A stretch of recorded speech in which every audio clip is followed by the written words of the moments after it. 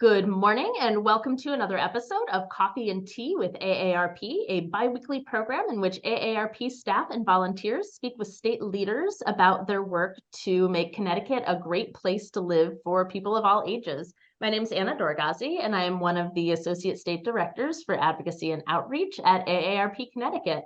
I am really excited this morning to be speaking to you about some of our livable communities work here in Connecticut, along with our wonderful volunteer co-host for the day, Tia Murphy, AARP Connecticut's volunteer state president. Hey, Tia.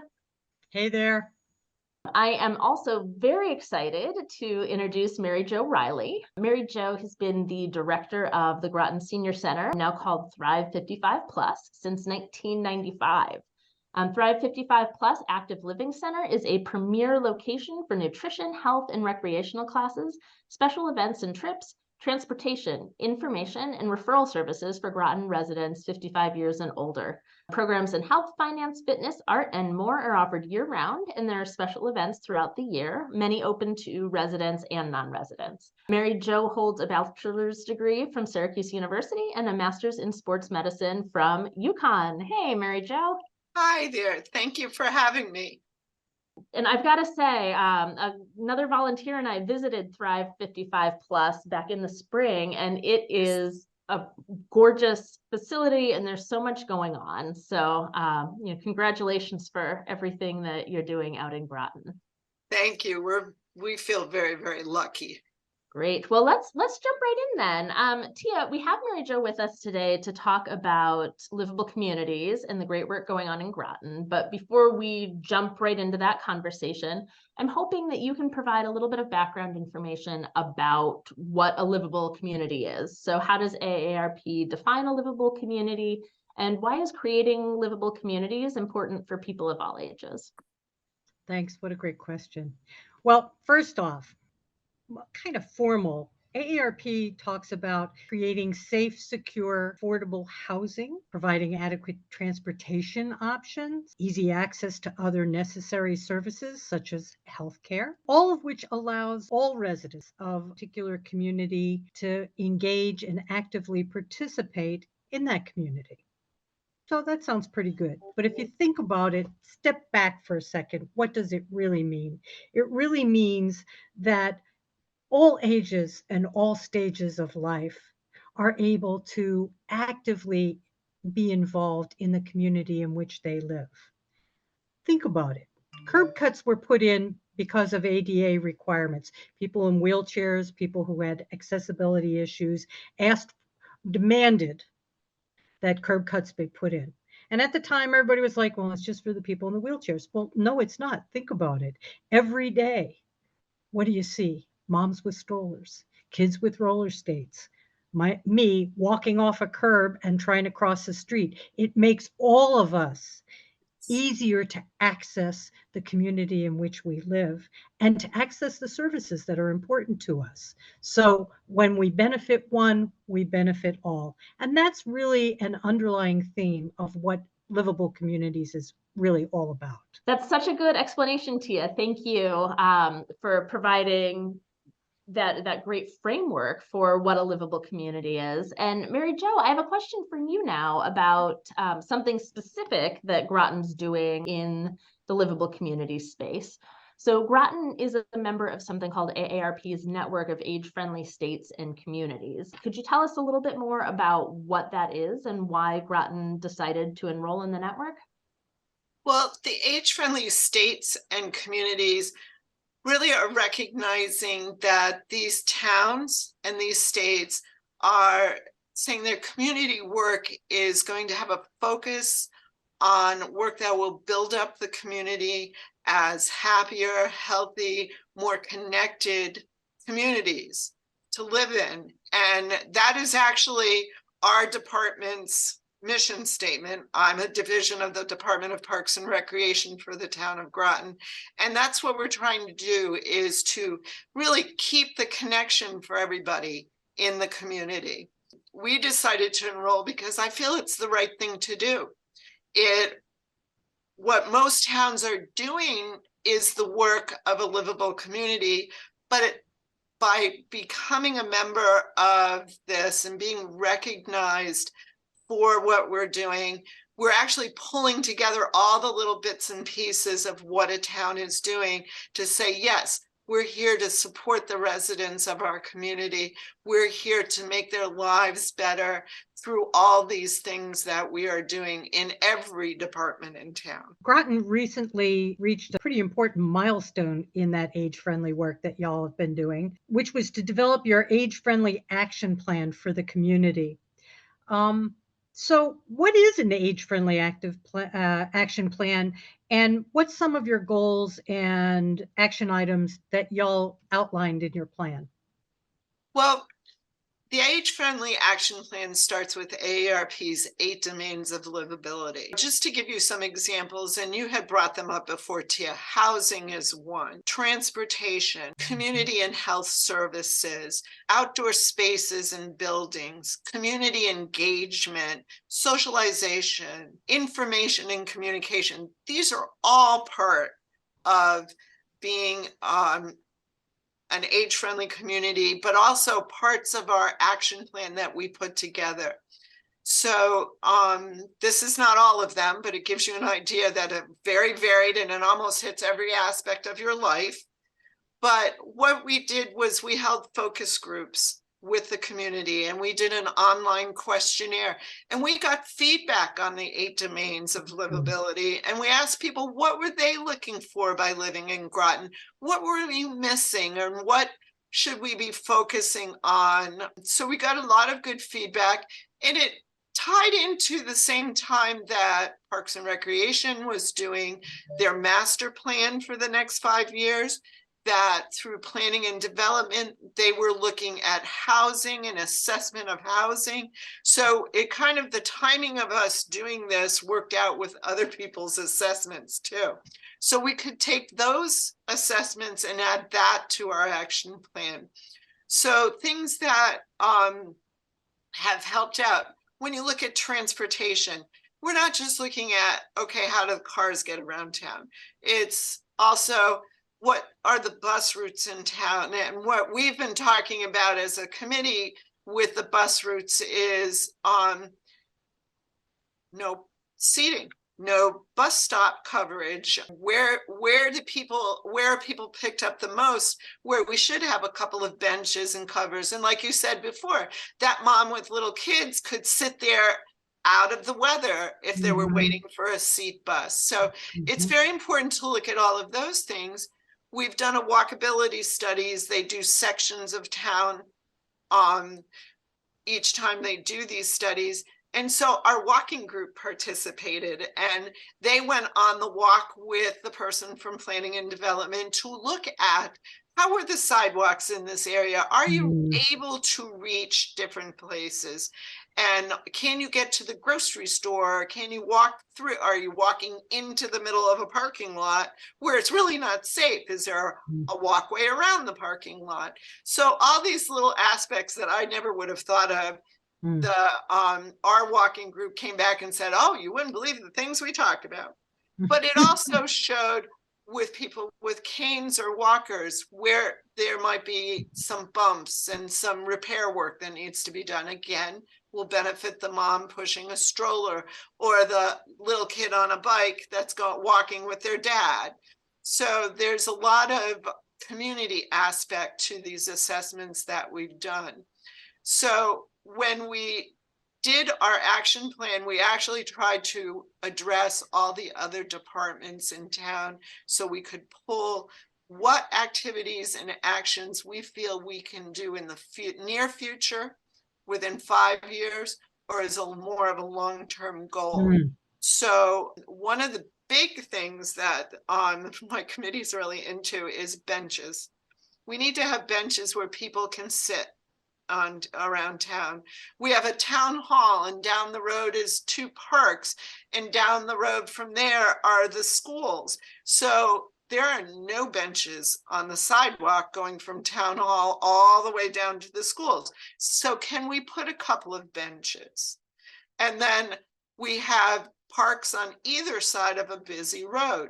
What can we do to make it So when somebody pushes the button for the walkway, that it's going to make it more visible so that kids can safely cross the road there. If kids are at our community center, they have to cross a major road again at an intersection to get to the library. So how do we make that more visible? So we've been talking a lot about those kind of things, and they always laugh at me because my husband and I like to go visit family and travel and stuff. And I'm always saying, well, in this town, they have a light that blinks on and off when pedestrians are supposed to be walking across. And it also kind of goes with, if the pedestrian is a slower person, it does not stop until they reach the other side. And that to me was like, that's amazing. That's great, because some of us are not fast as, we're not a kid riding a bike across the street. It might be somebody with a walker that is trying to get across the road. So that helps us. So that's another area. We've also, one of our goals was to have a bike expo. And so we did a bike expo for seniors. And you think, well, older adults aren't going to be riding bike. I have a woman in her 80s that uses an adult tricycle. So we showed tricycles, we showed e-bikes, we have other types of bikes that are used for people with disabilities. So it was very successful, but also promoted biking in the community as a way to get around. So those are kind of the things that we're trying to do in our action plan.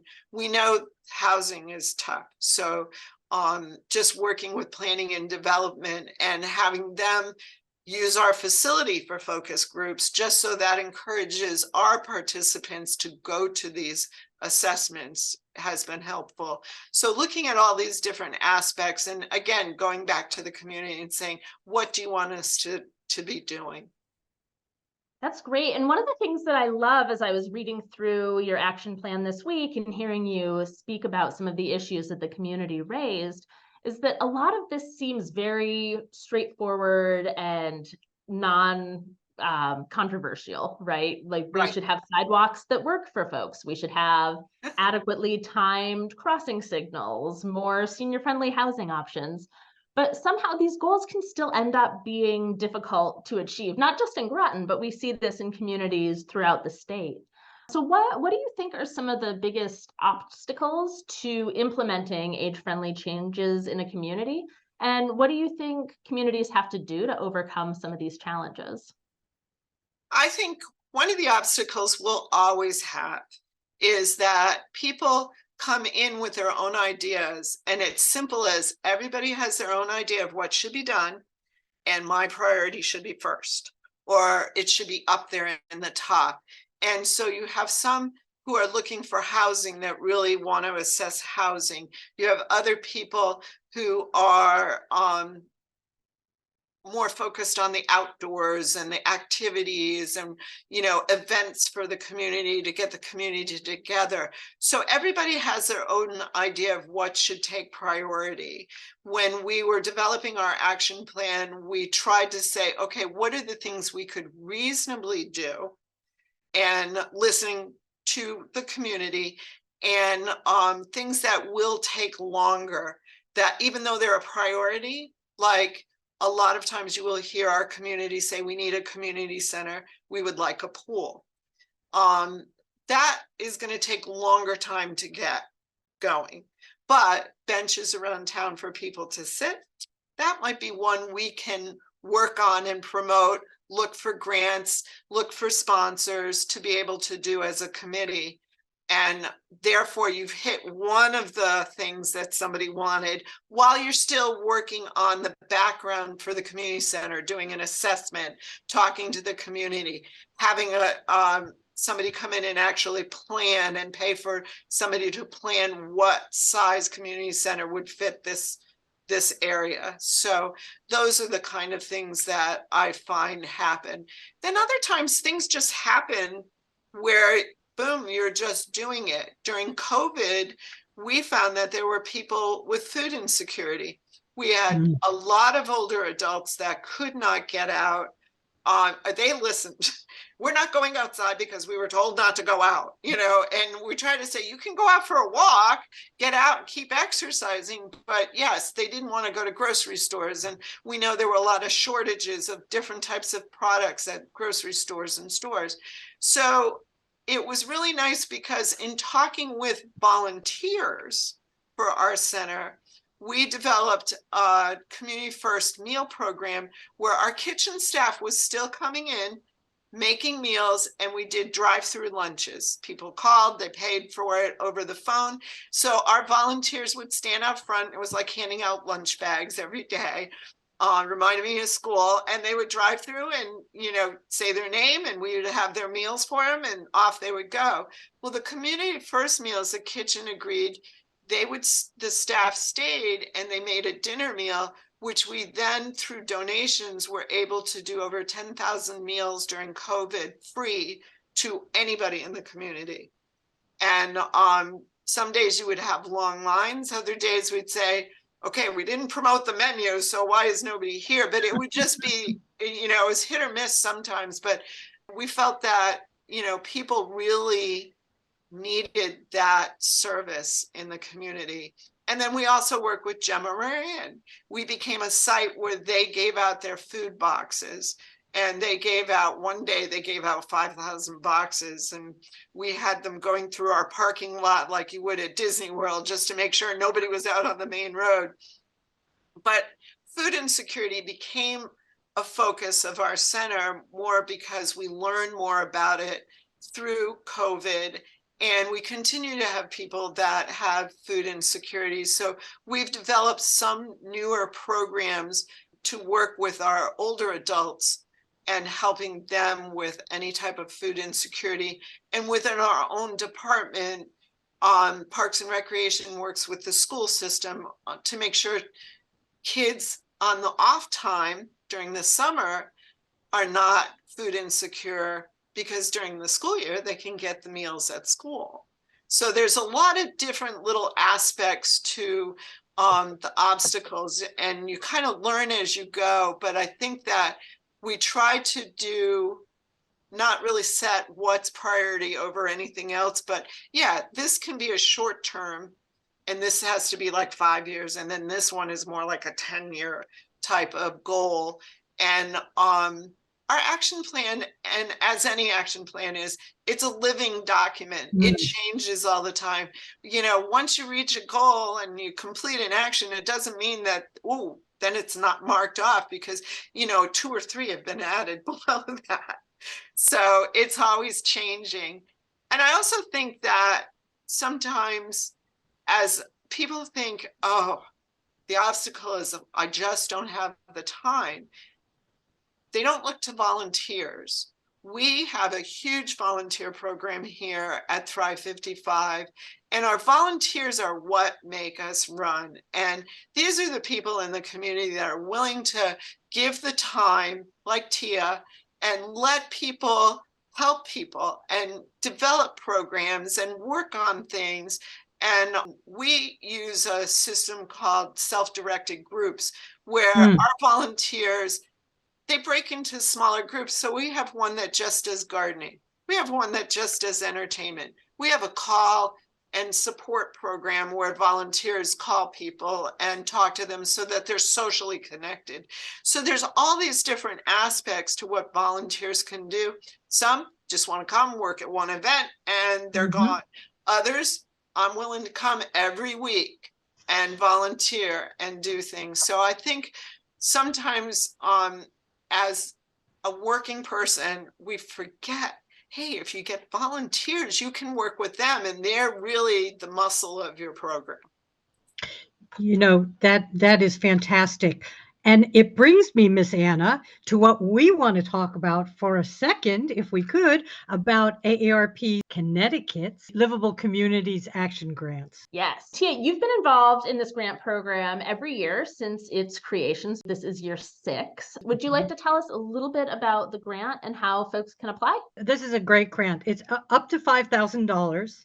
It's for a new program or to complete an existing program. Any organization that's a non-for not-for-profit or a governmental department or agency can apply for it. It won't fund an ongoing program and it won't fund employees' salaries. But what it does do is, for example, if somebody has a community garden or a pollinator walkway, and guess what? They suddenly want to put some benches in, but they don't have the money for it, they can apply to do that. So go online to AARP Connecticut. You can get the information on the Livable Community Challenge grants and apply for it. It's an easy process. It's an online process. You can step through it. And it really is great because $5,000, as Mary Jo can probably attest, is a good amount of money to get something accomplished. And it's for those quick turnaround projects because it's got to be done in a very short period of time. Yeah, well, so Mary Jo actually Thrive 55 Plus last year applied for and received one of these Livable Communities grants. Could you tell us a little bit about the project that you completed with the grant funding? Sure.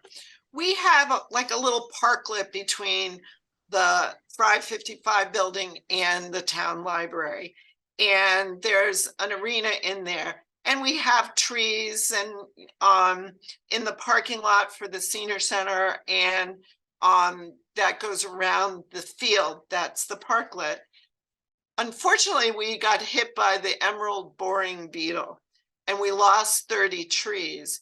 And so when you came into the property, you had a few trees at the beginning, and then it looked like this barren, tarred parking lot and this open barren field.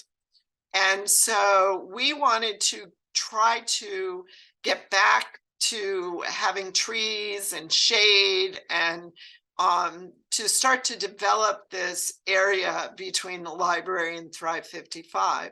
So we received the grant and we were able to purchase 10 trees, and we placed them within the parking lot and around the end towards Thrive 55 of the building.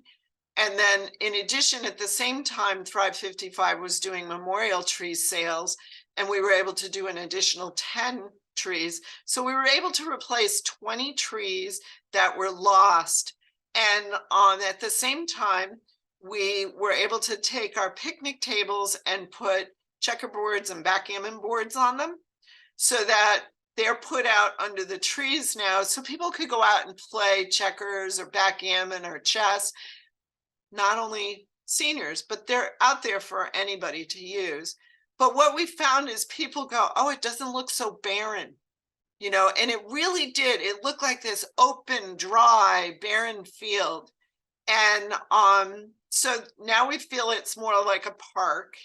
And because of doing that, the town has recognized, hey, this is a nice little spot.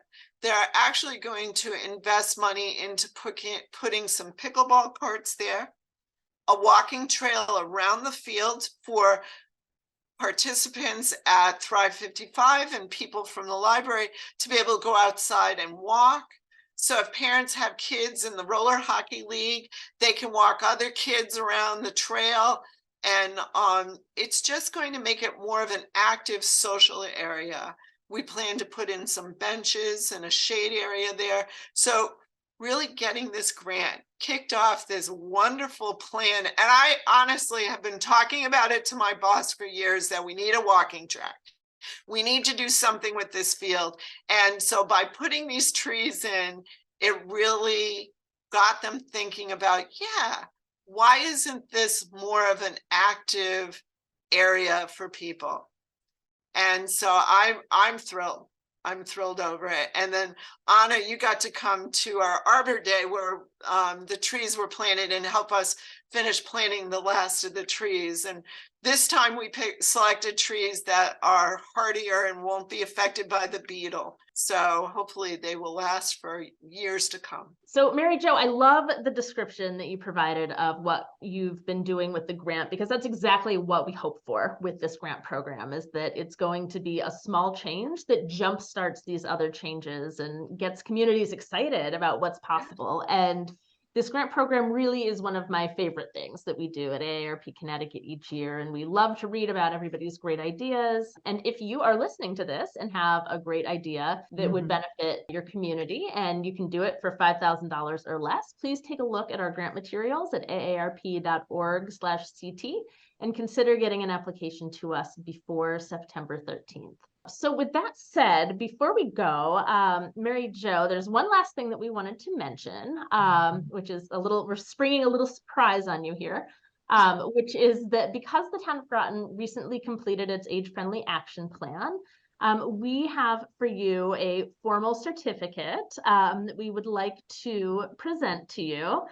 So I'm going to just pull this up on my screen here. This is for you and for the town of Groton to acknowledge the work that you have been doing toward becoming a more age-friendly community. And this is just to celebrate and to acknowledge that you've submitted your action plan. And we are thrilled to have you as a member of the AARP Network of Age-Friendly States and Communities. And we can't wait to see the great work that you continue to do. Thank you so much. I'm really pleased. I'm really pleased. And Mary Great. Jo, what you spoke about with what you did with the what that grant has done engendering other projects is just what we're looking at. It's kind of seed monies to bring about other things. So thank you so much for mentioning that. Thank you. Yeah. So again, Mary Jo, you really do embody the spirit of what we hope communities will do with these livable community grants, and you've been part of this age-friendly network work in Groton right from the beginning, and we're so happy that we had the chance to speak with you today, and we can't wait to continue to watch this work unfold in your community. Thank you so much. Thank you for having me. I really enjoyed it. Great. Well, thank you again to Mary Jo Riley of Thrive 55 Plus in Groton, and to Tia Murphy, AARP Connecticut's volunteer state president. I really appreciate both of you and the great work that you are doing each and every day in your communities. We hope that you will join us again in 2 weeks for the next episode of Coffee and Tea with AARP. And again, if you are interested in this round of the Livable Communities Grant Program, you can find that information at aarp.org/CT. Thanks again and have a great day.